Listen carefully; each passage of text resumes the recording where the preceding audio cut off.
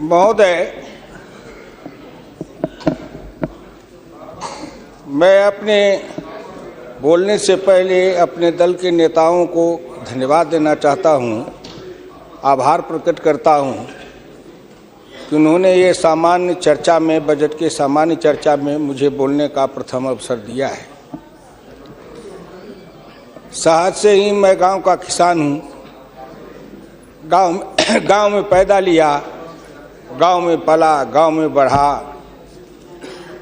किसी तरह से राजनीति के धारा में चलते चलते यहाँ तक मैं पहुँच गया।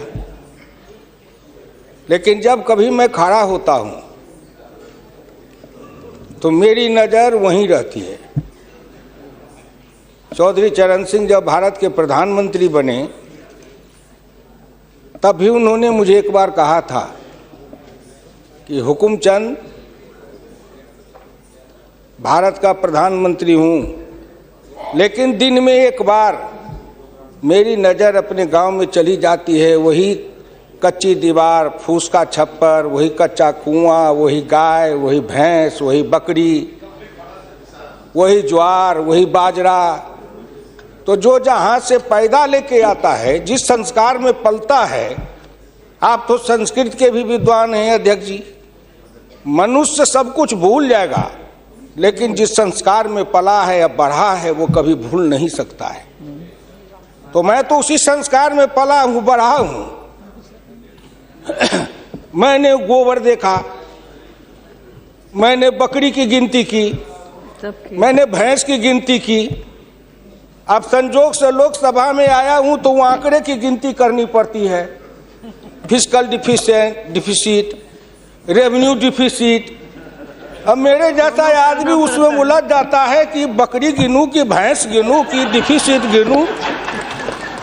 यहाँ आके डेफिसिट गिनो, वहाँ बाद में गिनो। और हम तो केवल वही खोजते हैं। जैसे युद्ध के बाद, सीता माता के साथ युद्ध जीतने के बाद, लंका विजय के बाद, जब बानर भालू के बीच में मणि की माला वितरित की जा रही थी तो वो सब दाने को तोड़ तोड़ के बंदर देख रहे थे।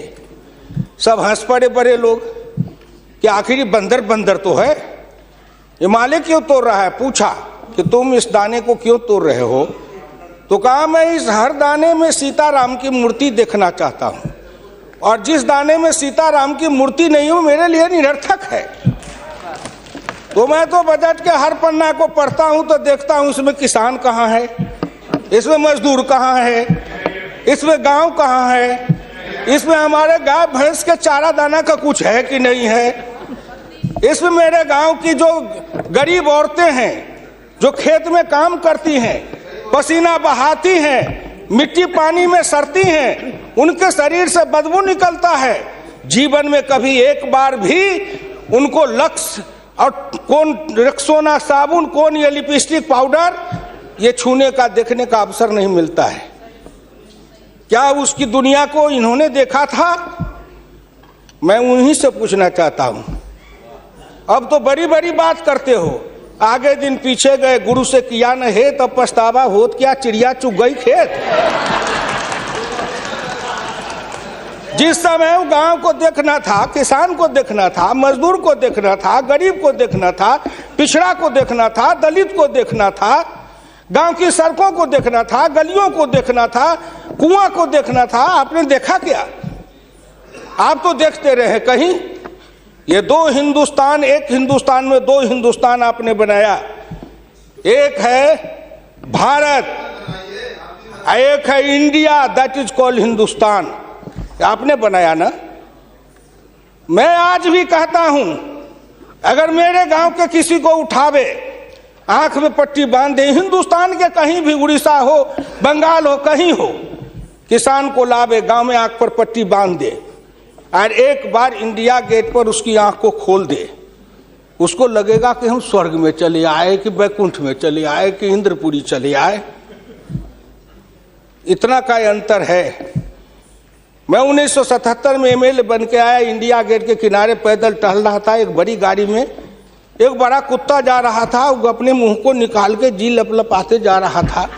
मैं गांव का आदमी खड़ा होकर सोचने लगा कुत्ता जरूर कुछ कह रहा है। मैं एमपी था, कभी दिल्ली देखा नहीं था, मेरे अंदर से आवाज आई कि कुत्ता कह रहा है क्या है, तू गांव का किसान, गरीब, मजदूर, पिछड़ा, दलित, तू क्या जन्म लेके करने आया है? तुझसे मैं सौभाग्यशाली हूं। देख, मैं ठंड गर्म गाड़ी में बैठा हूं, केक खाता हूं, ऑमलेट कटलेट खाता हूं, गद्दे पर सोता हूं। तुमने देखा हिंदुस्तान, तुमसे अच्छा मैं हूं। उस दिन मुझे लगा कि इस हिंदुस्तान के बड़े लोगों के कुत्ते भी मुझसे अच्छी जिंदगी जी के रहे हैं और मुझे उस जिंदगी से भी बदतर जिंदगी जिलाने वाले कोई नहीं है, आप हैं। राज किया है आपने। मैं आंदोलन किया, जेल में गया, जेल में सर आया। आज भी पूर्वा हवा चलती है तो आपके पुलिस की लाठी से जो हड्डी में चोट है वो कहीं ना कहीं दर्द करने लगता है। तब मुझे ऐसा एहसास होता है कि जिस राज में मुझे इतना कष्ट मिला था, अगर मेरा बस चले तो उस राज को सदा सर्वदा के लिए हिंदुस्तान से उखाड़ के गया जी में जाके पिंडदान कर दूं, जो फिर निकलने न पाए। क्या बात करते हैं साहब, आपसे मैं आखिर में नहीं जाऊंगा। आप योजना आयोग की बात कर रहे थे, मैं अपने गुरु डॉक्टर लोहिया की बात को आपके सामने मैं दिखाना चाहूंगा। मैं नहीं बोलता, मुझे तो उन्होंने दृष्टि दी थी। इसी लोकसभा में 6 सितंबर 1963 को एक बहस हुई थी, ख्याल रखिएगा, जिस बहस ने पंडित नेहरू को भी हिला दिया था। वो बहस थी 3 आना बनाम 15 आना का। लोहिया ने कहा था, मैंने 27 करोड़ हिंदुस्तान के लिए 3 आने रोज की आमदनी कही, प्रधानमंत्री ने 15 आने रोज की और योजना मंत्री ने 7.5 आने रोज की। अब प्रधानमंत्री और योजना मंत्री आपस में निपट लेंगे कि दोनों में कौन सही है। यही आंकड़े हैं योजना आयोग के। प्रधानमंत्री का 15 आना, योजना आयोग के मंत्री का है 7.5 आना। जिस योजना आयोग को यह भी नहीं पता 15 आना सही कि 7.5 आना सही, प्रधानमंत्री सही कि योजना मंत्री सही, उसी योजना आयोग को सर पर ढोते रहो। जो दर्शन करना चाहिए तो दर्पण माजत रहिए, दर्पण में लगा काई तो दरस कहां से पाई। क्या बात करते हैं साहब। इस हिंदुस्तान में अगर किसी का, मैं प्रधानमंत्री जी बैठे हैं, मैं भुक्तभोगी हूं, जिस रोग से मैं पीड़ित हूं, कहीं ना कहीं उस रोग से आप भी पीड़ित हैं। वीरप्पा मोइली जी, आप भी पिछड़े वर्ग से हैं, मैं भी पिछड़े वर्ग से हूं। का दुख जाने दुखिया की, का दुख जाने दुखिया माए, जाके पैर न फटे बीमारी, सोका जाने पीर पर आई। आपके मल्लिकार्जुन जी भी उसी दलित समाज से हैं। आपने सामाजिक पीड़ा को झेला नहीं है, भोगा नहीं है। इस हिंदुस्तान में अगर सबसे बड़ा कारण और सबसे बड़ी चीज अगर रही है सनातन काल से, तो वह हिंदुस्तान की जाति प्रथा। उस जाति प्रथा के कारण क्या क्या नहीं भोगा हमने और क्या नहीं भोगते हैं। अभी अभी चुनाव हो रहा था, श्री नरेंद्र मोदी जी के लिए कोई कह रहा था, मेरे ऑफिस के आगे चाय की दुकान खुलवा देते हैं, फुटपाथ पर जाओ चाय की दुकान के लिए दुकान दे देते हैं। और कुछ कहने के लिए नहीं मिलता है लोगों को, नहीं मिलता है क्या? क्यों उपहास करते हो? मैं लोकसभा में हूं, अगर कोई कहे शरद यादव गए थे चुनाव लड़ने के लिए अमेठी में, लोकदल से नारा लगा था, शरद यादव वापस जाओ, लाठी लेके भैंस चराओ। कर्पूरी ठाकुर जैसा नाई का बेटा गरीब, जिसके नेतृत्व में बिहार में इतना परिवर्तन किया, वो बिहार का मुख्यमंत्री बना, 27% आरक्षण दिया, हाई स्कूल तक फीस माफ किया, मिडिल स्कूल तक फीस माफ किया, 5 एकड़ से मलगुजारी माफ किया। और कर्पूरी ठाकुर के लिए नारा लगा था, कर्पूरी ठाकुर दिल्ली जाओ, छुड़ा लेके सैलून खोलो। क्या क्या नहीं सहा हूं, क्या क्या नहीं देखा हूं, इसलिए दिल के अंदर वो दर्द और पीड़ा है। क्या आखिर कहीं ना कहीं मुझे यह भी लगता है, क्या हिंदुस्तान के पिछड़े और दलित समाज के लोगों ने अपराध किया था कि उसमें जन्म लिया? किसी ने भगवान के यहां दरखास्त दिया था कि मुझको तेली बना दो, मुझको लोहार बना दो, मुझको कुर्मी बना दो, मुझको कहार बना दो, मुझको अहिर बना दो, मुझको कलवार बना दो? कोई दरखास्त देके तो नहीं आया।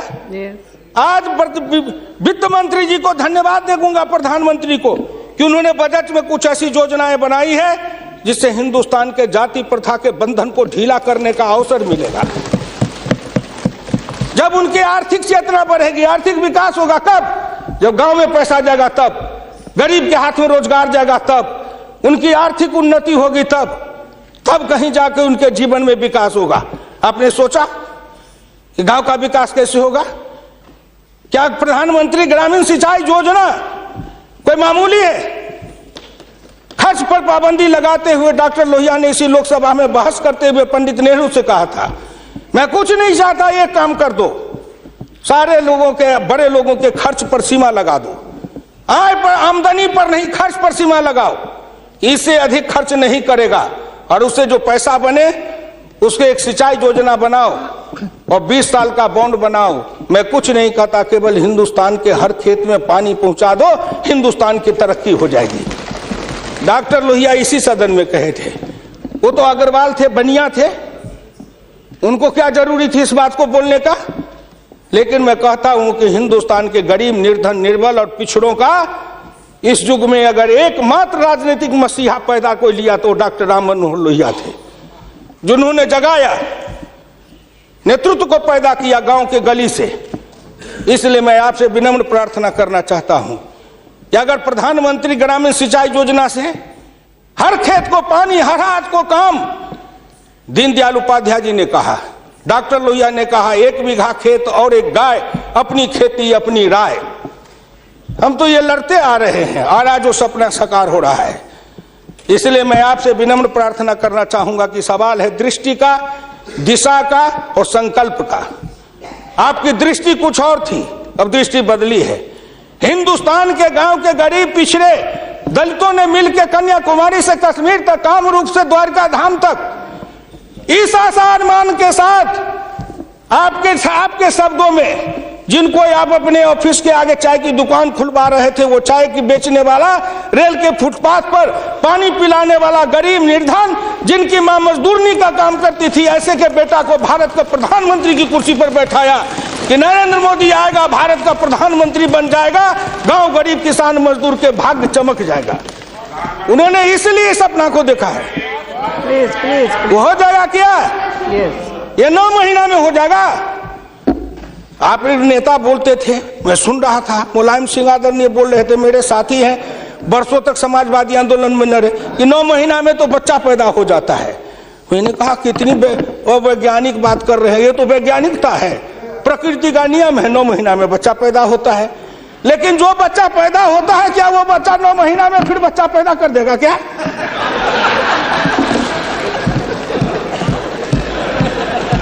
कितनी आप वैज्ञानिक बात बोल रहे हो।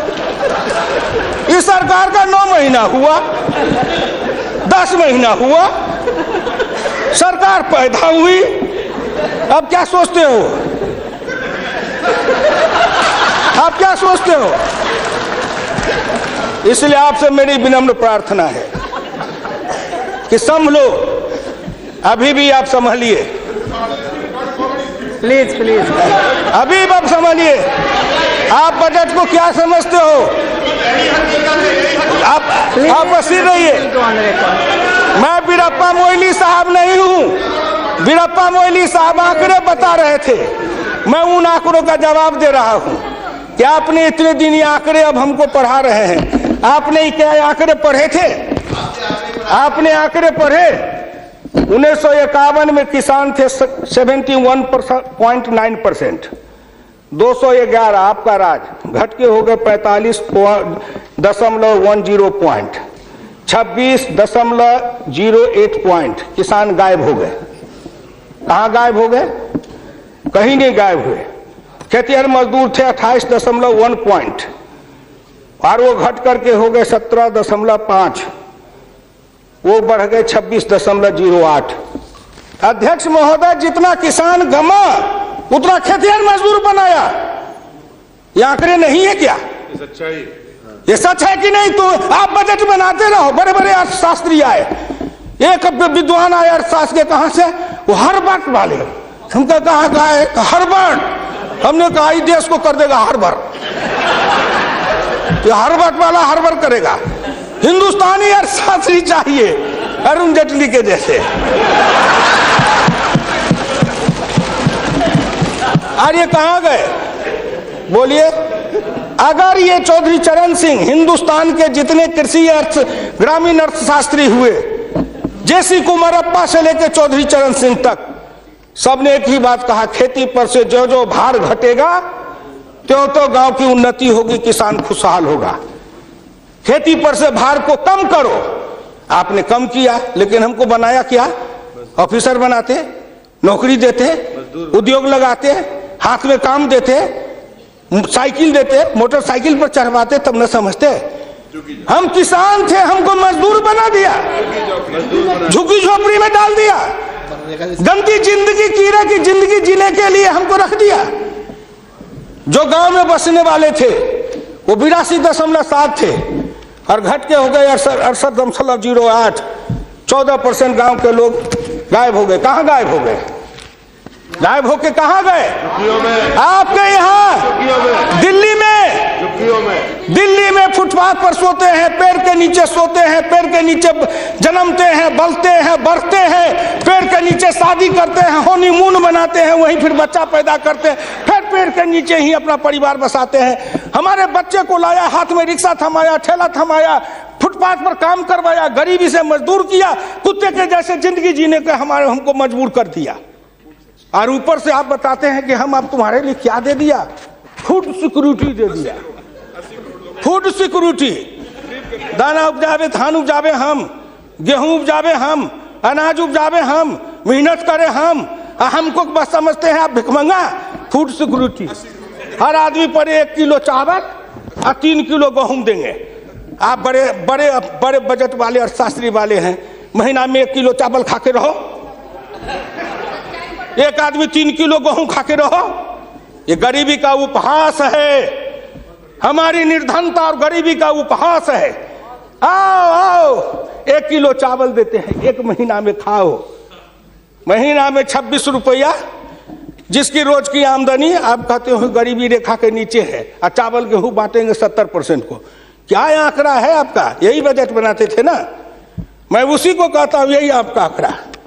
गरीबी, चावल गेहूं खाए 70-80%, हमको कहो गरीबी की रेखा के नीचे है 26%। कबीरा बाँचे आखिन लेखा, पंडित बाँचे पोथिन लेखा। हम तो आंख से जो देखते हैं वो बोल रहे हैं। आपने क्या किया? हम कम किए, कहते हैं किसान किसान किसान किसान विरोधी है। हिंदुस्तान में 90-91 में 185.2 मिलियन हेक्टेयर खेती की जमीन थी, और आपके राज्य में 2011-12 में 182 मिलियन हेक्टेयर हो गई। ये जमीन कहाँ गई? हम खा गए? हमारे गांव के लोग खा गए? कौन खा गए? जो खाए हो। लेकिन मैं इतना जानता हूं कि आप हमारी जमीन खा गए। और दूसरे तरफ जो गैर कृषि योग्य भूमि थी 90-91 में 21.22 मिलियन हेक्टेयर, 11-12 में हो गए 26.29 हेक्टेयर। गैर कृषि योग्य भूमि बढ़ी है, कृषि योग्य भूमि का ह्रास हुआ। उल्टे बात कहीं पर निगाहें, कहीं पर निशाना। न कुछ मिले तो कुछ कहिए, न कुछ मिले तो विरोधी में गए तो कुछ न कुछ तो कहना है ना, नहीं तो दुनिया कैसे देखेगी कि विरोधी का काम कर रहे हैं। इसलिए आपसे मेरी विनम्र प्रार्थना है, अगर विरोधी का काम भी करना है तो आप अपने नेताओं को कहिए कि कुछ दिन हमारे पास आए, 6 महीना ट्रेनिंग दे देंगे कि हम विरोधी थे तो क्या करते थे। अरे नाटक भी करिए तो किसी डायरेक्टर से सीख तो लीजिए। जो गरीबी का डायरेक्टर है उससे सीखे नहीं, और गरीबी का नाटक खेल रहे हैं। ये गांव में नाटक में हनुमान जी का पाठ करने वाला नहीं आया, उसने सोचा कि आज तो नाटक नहीं होगा। एक बहुत मोटा तगड़ा दुकानदार था, उनको पकड़ लाया, कहा तू नाटक कर, केवल खड़ा रहना। और जब वो खड़ा होकर पाठ करने लगा तो रावण ने डांट के कहा कि कहाँ गए, लाओ तेल घी लाओ, इसके पूंछ में आग लगाओ। उसको हुआ कि अब तो जल के मरेंगे।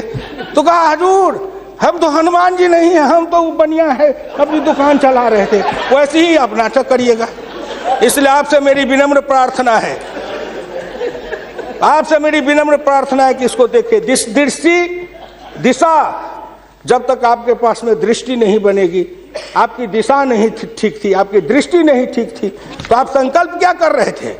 चलता है सब, आप कहे कि हम भी चले, आपका बजट चला, आपकी अर्थनीति चली, आर्थिक विषमता, सामाजिक विषमता, राजनीतिक विषमता, प्रशासनिक विषमता।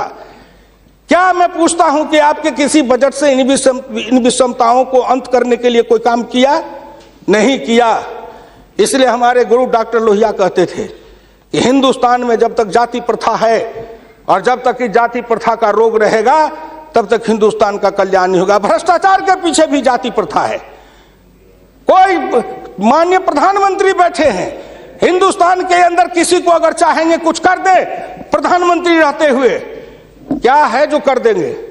जिस जात का सरकारी नौकर होता है, मैं भी इतने दिन तक 54 वर्ष रह के देखा, मंत्री रह के देखा, जिस जात का सरकारी नौकर, उसके ऊपर कलम उठाइए तो उसके जात का न जाने कहां से कहां सभी जगह से लोग आ जाते हैं उसको बचाने के लिए। जात पर हमला, अगर किसी बेईमान पर हमला है तो जात पर हमला, किसी भ्रष्टाचारी पर हमला है तो माना जाता है जात पर हमला है। इस जात को तोड़ने के लिए सबसे बड़ा कदम उठाना पड़ेगा। मैं वित्त मंत्री जी को धन्यवाद देता हूं, प्रधानमंत्री जी को, कि कुछ योजनाएं ऐसी आई हैं, लेकिन मैं एक प्रार्थना करूंगा। हमको कहते हैं कि आरक्षण की बात मैं कहता हूं शुरू दिन से, सदन सहमत हो और आप भी सहमत हो तो प्रधानमंत्री जी से कहूं कि तुरंत लागू करिए। लेकिन इसमें सहमति का सवाल है, राष्ट्रीय सहमति, सदन की सहमति, आपकी सहमति। सब आरक्षण मेरा खत्म कर दीजिए, लेकिन एक कर दीजिए, सरकारी नौकरी और सरकारी सेवा, इन दोनों के लिए अंतर जातीय विवाह को अनिवार्य करिए। न रहेगी जाति, न रहेगा बांस, न बजेगी बांसुरी। जातियां टूटेगी, अंतर जातीयता के कारण हिंदुस्तान में एक जाति बनेगी, वह जाति बनेगी भारतीय, वह जाति बनेगी मानव जाति। इन जातियों के रेखा को तोड़िए। इसके लिए अगर कर सकते हैं तो आप सहमत है तो बोलिए। आप कहते हैं गरीब और अमीर मिटा देंगे, लेकिन न्यूनतम और अधिकतम की रेखा तय कर दे, यह सरकार करना चाहे, नरेंद्र मोदी जी चुटकी में कर देंगे, क्योंकि इनका क्या बिगड़ेगा? इनका कुछ नहीं बिगड़ेगा। नरेंद्र मोदी जी अगर न्यूनतम और अधिकतम की रेखा तय करेंगे तो इनका कुछ जाएगा, न परिवार का जाएगा, न बाल बच्चे का जाएगा, किसी का कुछ नहीं बिगड़ने वाला है। लेकिन चिल्लाने लगेंगे तो हम 100 से कम, न 1000 से ज्यादा। समाजवाद का यही तकाजा, बड़े समाजवाद की बात करते हैं। मैं ज्यादा समय नहीं लूंगा, मैं इनको समाजवाद की बात अपने गुरु डॉक्टर लोहिया की पढ़ के सुना दूंगा। और हमारे कुछ समाजवादी हैं, अब वो तथाकथित समाजवादी हो गए हैं। समाजवादी तो रहे नहीं, लेकिन तथाकथित हैं। आप मुझको कह देंगे कि आप भाजपा में चले गए, मैं भाजपा में क्यों आऊं? आपके ऐसे दल बने, इस दल के टुकड़े 1000 हुए, कोई यहाँ गिरे, कोई वहां गिरे। मैं कहाँ दौड़ा फिरता, मैं चला आया भाजपा में। मैं भारतीय जनता पार्टी के नेताओं को धन्यवाद देना चाहता हूं कि हुकुमदेव नारायण 3 बरस से ज्यादा किसी पार्टी को दुरुस्त नहीं रहने देता था। आज 20 बरस से भारतीय जनता पार्टी में अटल अटक खड़ा हूं। इस पार्टी में जब तक कोई ताकत नहीं है, अडवाणी जी में, अटल जी में, नरेंद्र मोदी जी में, इन सब लोगों में जब कोई गुण नहीं है, तो मेरे जैसे उदंड आदमी को 20 वर्ष तक अपने पिंजरे में रख लिया है, कोई साधारण योग्यता है? इस बात को समझो। मैं आखिरी में कहूंगा, अध्यक्ष महोदय, समाजवाद हर किसी से अन्य सिद्धांत की तरह एक होता है थोक, एक होता है फुटकर, एक होता है सगुन, एक होता है निर्गुण, एक होता है सिद्धांत, एक होता है कार्यक्रम। समाजवाद से एक सीढ़ी नीचे उतरो, उस सीढ़ी का नाम है बराबरी। उस बराबरी से एक सीढ़ी नीचे उतरो। गौर करिएगा कौन कौन बराबरी? आर्थिक बराबरी, सामाजिक बराबरी, राजकीय बराबरी, धार्मिक बराबरी। उससे एक सीढ़ी और नीचे उतरो, तब उसके बाद आएगी समता, संपूर्ण समता, संभव समता। तब एक सीढ़ी और नीचे उतरो, तब अधिकतम और न्यूनतम की सीमा लगाओ। ये धार्मिक बराबरी की भी बातें भी की गई है। अगर हम धार्मिक बराबरी पर जी समाप्त करेंगे, अगर धार्मिक बराबरी पर मुझे कहा जाए तो मैं कहने लगूं तो कितनी अपनी पीड़ा सुना दूंगा कि धार्मिक बराबरी इस देश में कैसी है। उसके संबंध में मैं ज्यादा समय नहीं लेकर के केवल आपके सामने मैं सुना देना चाहूंगा। समन्वय दो तरह का होता है, एक दास का समन्वय, एक स्वामी का समन्वय। मैं नहीं कहता, महान समाजवादी अर्थशास्त्री डॉक्टर लोहिया ने इसी सदन में 26 मार्च 66 को कहा था। गौर से शब्दों को सुनिए। समन्वय दो तरह का होता है, एक दास का समन्वय, एक स्वामी का समन्वय। पिछले 1000 बरस के इतिहास से हिंदुस्तान ने स्वामी का समन्वय नहीं सीखा, वह एक दास का समन्वय रहा है। मैं तो श्री नरेंद्र मोदी जी सरकार से कहूंगा कि 1000 साल से भारत दास भाव से सांस्कृतिक समन्वय में रहा है। अगर वो स्वामी भाव का समन्वय में भारत आना चाहता है तो क्या अपराध है।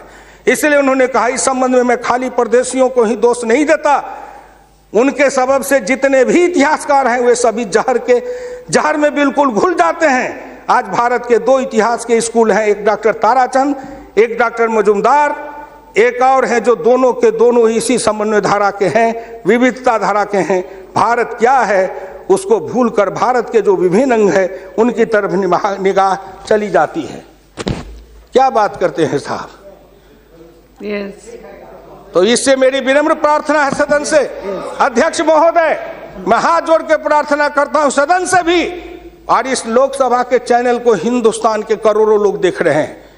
मैं उन गांव के गरीबों, किसानों, मजदूरों से कहता हूं, गांव गरीब, मजदूर, किसान, पिछड़ा, दलित और नौजवान, मिलके देश बनाओ, आओ देश बनाएंगे। और नरेंद्र मोदी के प्रधान रहते हुए एक बार नहीं, अगर हिंदुस्तान में आपने जितने दिन रहा, एक बार में तो थोड़ी सी रेखाएं बनाई जाएगी, दूसरे बार में मिट्टी डालेंगे, तीसरे बार में तब न पिचिंग करेंगे। तो हमको भी आपको इतना समय दिया, तो मैं गांव गरीब, किसान, मजदूर, पिछड़े, दलित, इन सब से हाथ जोड़ के प्रार्थना नौजवानों से करना चाहता हूं, आओ कदम में कदम मिलाओ, मिलके हिंदुस्तान को बनाओ, सफर समता लाएंगे, आर्थिक समता, सामाजिक समता, राजनीतिक समता। अगर इन्होंने मुझको 12 रुपया महीना पर जीवन बीमा कर दिया तो बड़े लोगों का कलेजा फटने लगा कि 12 रुपया में सबको जीवन बीमा कर रहे हैं। खेत में काम करेंगे, बीमार पड़ेंगे, मरेंगे, तो हम जिम 1 रुपया, हाँ 12 रुपया साल, 12 रुपया साल, 1 रुपया महीना।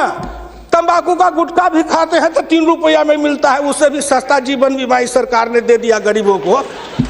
करेजा तो इसलिए फट रहा है, करेजा में दर्द इसलिए है, इन्होंने जो और योजनाएं चलाई, गाय के पशुपालन के लिए, गाय के उत्थान के लिए योजना, इत्यादि इत्यादि कई योजनाएं हैं, क्या गिनाऊं। हरि अनंत हरि कथन अनंत। मुद्रा बैंक बनाए, उसमें छोटे इकाई वाले को कर्जा देंगे, छोटी इकाई, वो छोटी इकाई का जो गांव वाला कर्जा खाएगा उसको किसको देंगे ये। इसलिए आपसे मेरी विनम्र प्रार्थना है कि 1 सेकंड में, 1 मिनट में इस बात को कह के खत्म करूंगा।